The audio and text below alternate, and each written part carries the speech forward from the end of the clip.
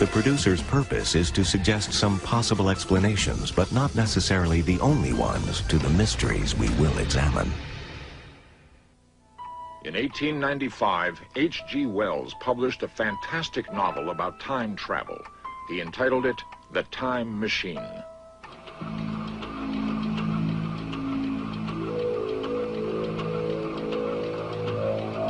The book ushered in a fanciful era of imaginary trips to awe-inspiring events of history.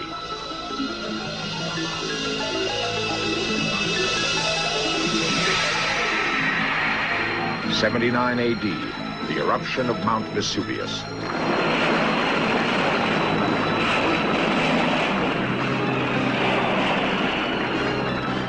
'26 A.D., the resurrection of Christ.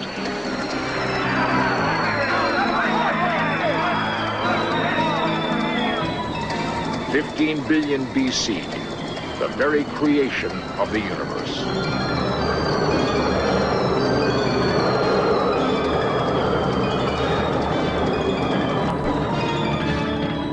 Today, science is reshaping our concept of the cosmos. Are we at last ready to journey to the stars and conquer the barriers of time and space travel?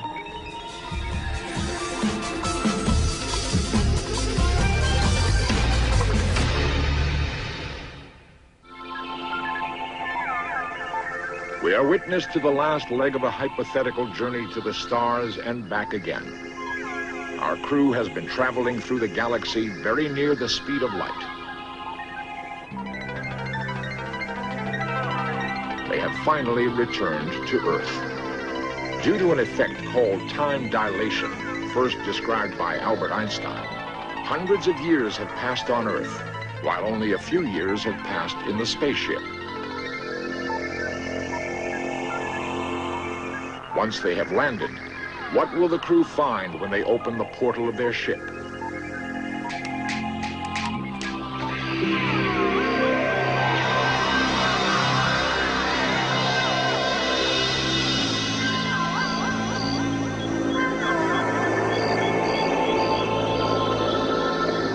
Will Earth have reached undreamed heights of technology, or seared itself back into Stone Age emptiness? It is easy to conceive of the astronauts' journey through space.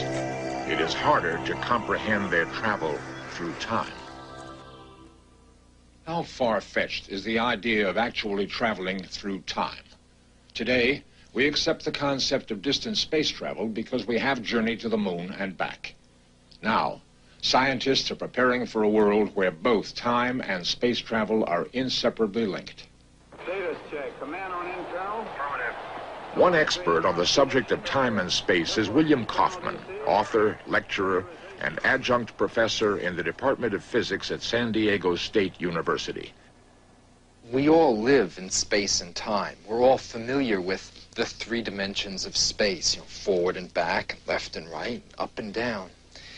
And time is what clocks measure. As the clock ticks on, it's measuring time. And of course, as we go from the cradle to the grave, you're also moving through time. It's kind of like looking up at the stars. When you look up at the stars during the night, you see stars scattered across the sky. If you think about what you're seeing, if you look at a star that's 10 light years away, you're really seeing how that star looked 10 years ago because it took the light 10 years to get to you. And therefore, to me, one of the great lessons of the nighttime sky is that as we are looking out into space, we're also looking backwards in time. That we must incorporate time on an equal footing with our three dimensions of space and talk about something that we call space-time, one of the things that was given to us by Albert Einstein. Albert Einstein changed all conventional thinking in physics when he published his famous theory of relativity in 1905. E is equal mc squared, in which energy is peg equal to mass multiplied with the square of the velocity of light, showed that very small amount of mass may be converted into a very large amount of energy.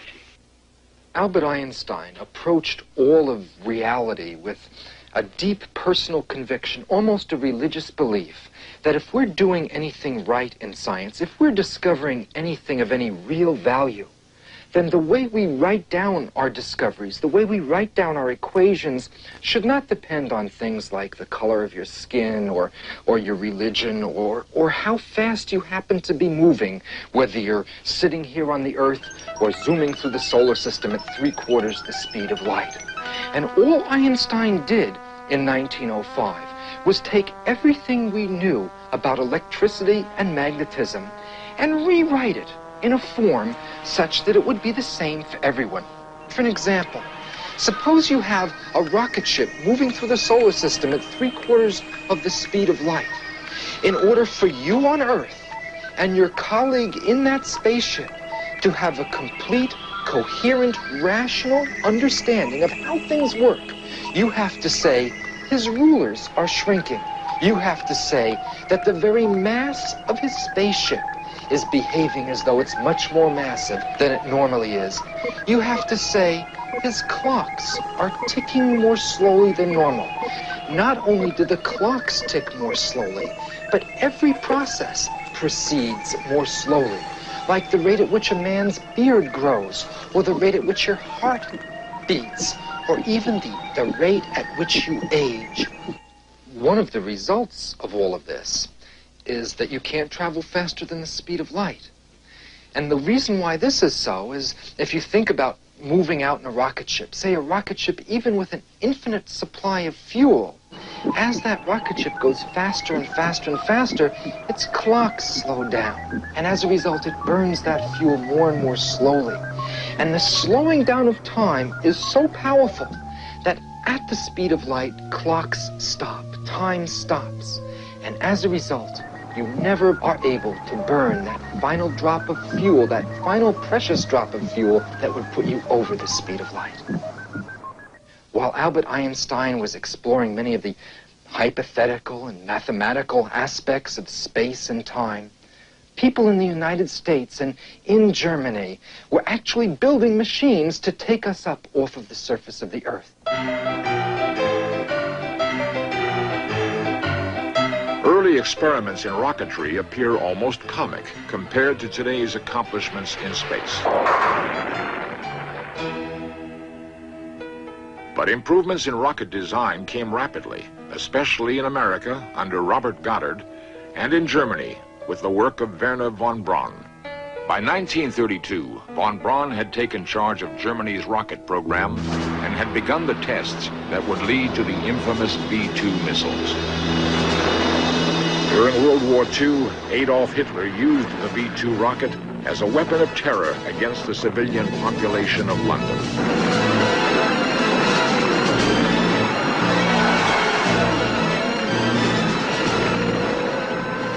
For better or for worse, rockets have always had a military application. But underlying all of this, in the minds of everyone who works on these projects, is the vision of using these machines to take us beyond the confines of our own planet, to explore the moon. We've walked on the lunar surface, to use reusable rocket ships like the space shuttle, to make many trips, to make use of the full potential of what actually exists out there in space. And you know, perhaps not us, but our children may very well be able to book flights to space stations or to the moon and beyond. One group that hopes to be among the first to utilize the space shuttle when it opens up to civilians calls itself Oasis. They gather together on weekends to share food and their enthusiasm for space travel. I'm Charlie Carr, and I'm with the California Museum of Science and Industries.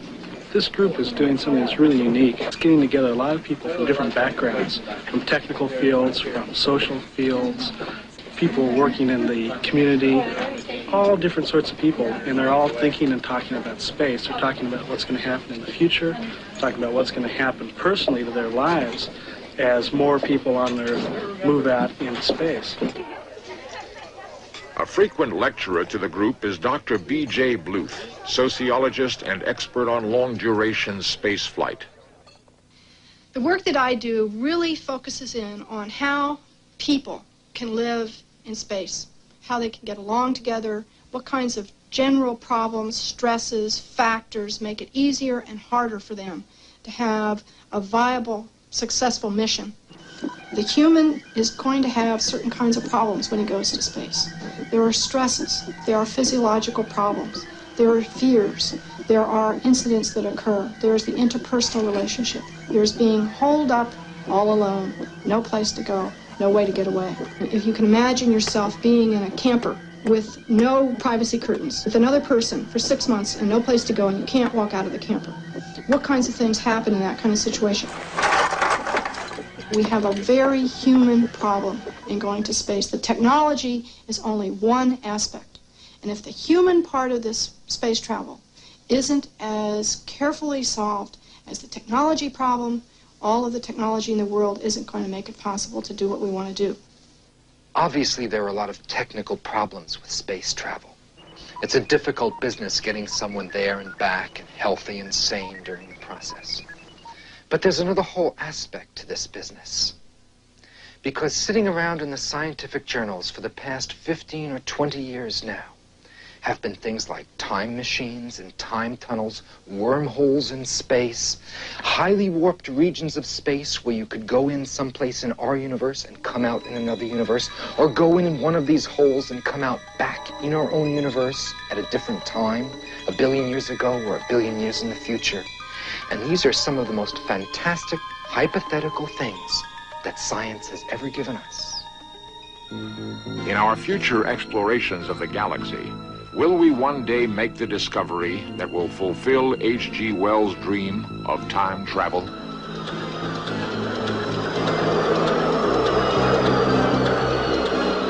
Will we find the mechanism to travel backwards and forwards through time?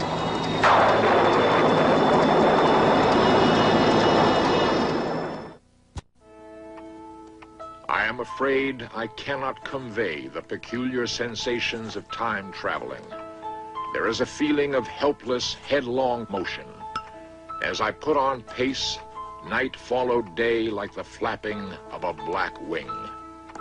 So wrote H.G. Wells in 1895 in his incredible novel, The Time Machine. Wells described a machine of brass, ebony, ivory, and translucent glimmering quartz. It was designed to take man on a journey through time.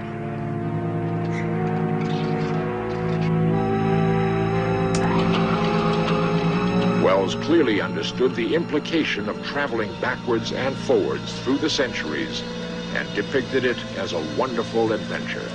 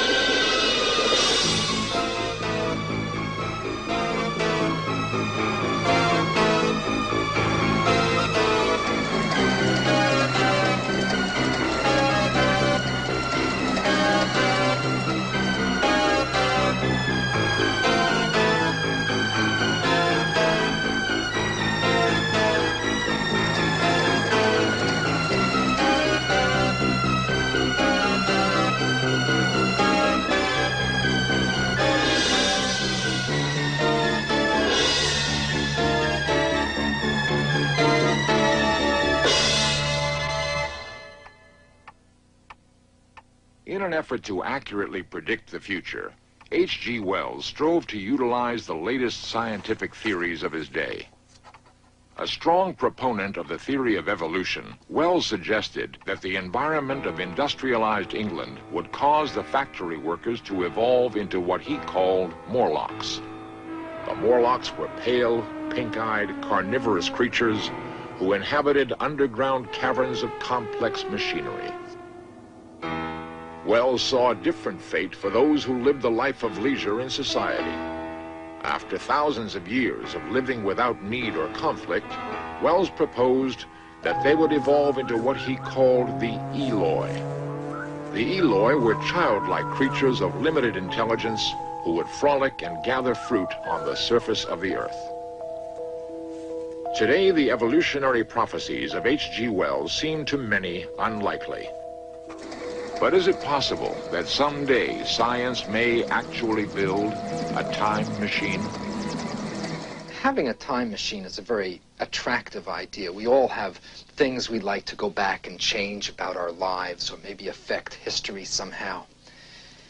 But scientists have trouble with time machines. There are a lot of illogical inconsistencies that develop. For example, if you had a time machine that could take you back 1 billion years in the past, well, then you should certainly have no difficulty going 5 minutes back into the past.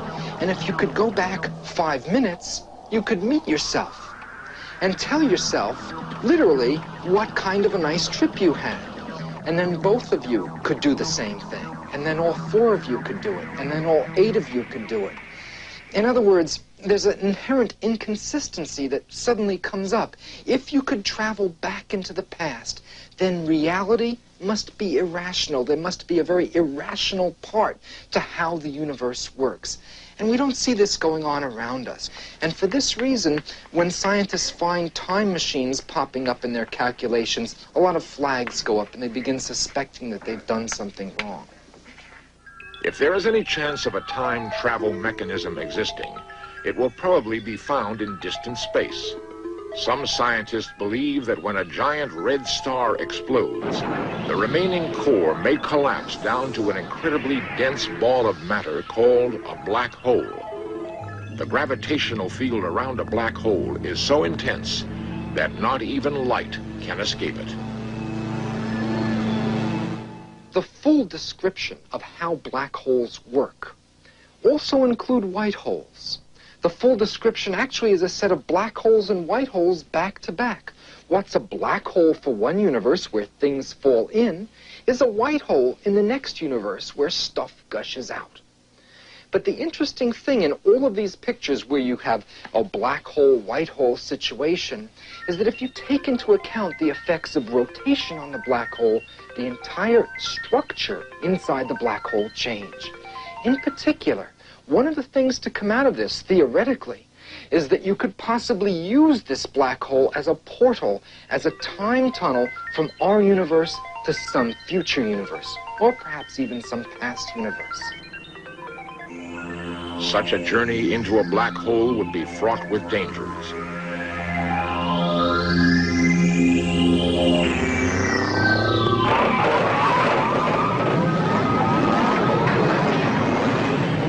If you can go through that wormhole in space and time, then you can travel very, very near the center of the hole. You can travel very near where the matter of the star collapsed down to, where you have this tremendous curvature, this high warping of space and time. And there are problems with that. For example, if you could travel very near that place where you have infinite space-time warping, according to Einstein's famous equation E equals mc squared, the energy in the gravitational field of the hole produces a lot of matter that fills up the wormhole and chokes off any possibility of space travel to future universes. And this is one of the ways in which we think nature prohibits time machines. Nature takes care of things and makes sure that things won't come out too irrational by having a time machine. It chokes off the possibility of getting through the wormhole. Perhaps the tunnel through a black hole will forever remain blocked, but the possibility always remains that someday someone will make a discovery which will allow us to visit Earth's distant past or glittering future. Carol Amato has a background in social science and is a member of OASIS. She has a special plan for accomplishing her goal of space travel. I use the computer in my work, and I'm hoping that by doing so, this will provide a career path for me to get into space. My children I'm trying to prepare just by being adaptive to new situations. Tracy has a tremendous interest in growing things, plants and baby animals. I'm hoping she'll take this interest into space because it's going to be necessary to want to nurture things in order to make the environment be a psychologically pleasing one and to recreate something of the Earth. Damon's a very active boy. I hope he can utilize that energy that he has in some constructive way. Maybe he can go into space and become one of the pioneers. With the successful flight of the space shuttle and the likelihood of civilian space travel on the horizon, it is not difficult to imagine families like Carol Amato's someday traveling into space. Perhaps one day, a boy Damon's age will solve the mystery of what lies on the other side of a black hole or at the place beyond the stars.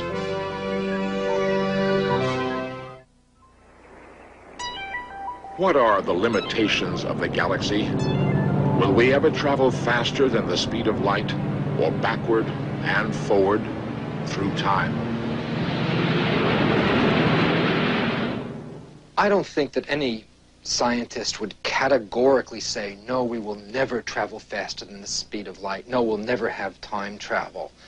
But if we ever do, then this would have to come from a whole new view of science, a new super science, whereby we understand today's limitations as one separate little case. In other words, the kind of science that would give us travel into the past or travel faster than the speed of light would be as advanced over us today as we are over Neanderthal man.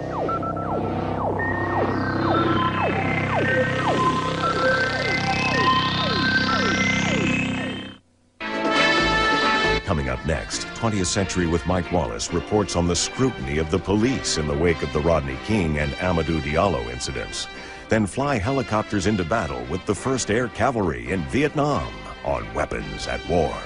And later tonight, The Men Who Killed Kennedy takes a close look at the evidence that Lee Harvey Oswald may not have acted alone. At 9, here on the History Channel, where the past comes alive.